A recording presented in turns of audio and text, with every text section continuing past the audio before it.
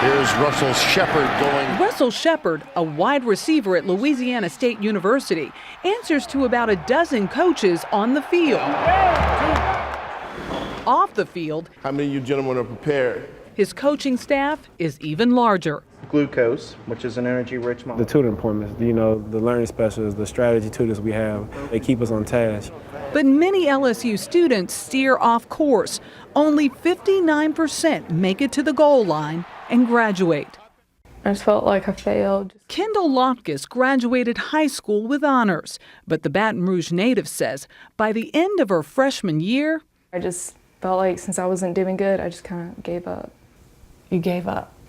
Mm-hmm. Is that hard to admit? Yeah. Why? Because I feel like I let my parents and myself down. For an institution like that to get only 6 out of 10 of them through is insane. Katie Haycock heads up a research organization that tracks college graduation rates. They assume their responsibility ends at letting students in, and then if students figure out what to do, then they'll succeed, and if they don't, they don't. LSU is hardly alone.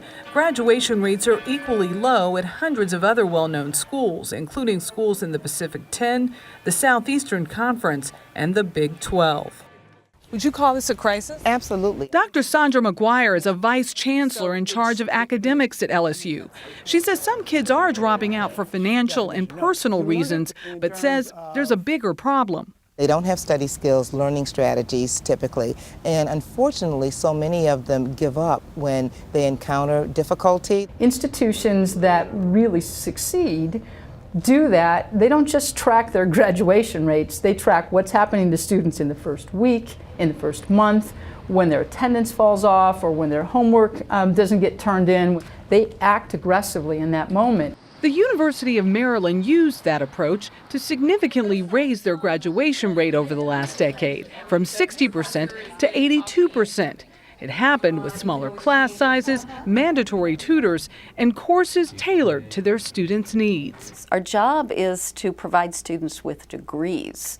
It's not to weed out those we don't think are capable of doing it. It's the kind of help Russell Shepard received as a football player at LSU. My mom told me don't come back home without a degree. You can come back home not playing football, but don't come back to Houston, Texas without a degree. As for Kendall Loftus, she started over, taking classes at a local community college. Do you worry about not getting a college degree? Mm-hmm. Why? Because most jobs now, like even people with bachelor's degree can't even get a job. And so that's kind of hard. She's trying to keep the promise she made to her mother that one day she will earn that diploma. Michelle Miller, CBS News, Baton Rouge, Louisiana.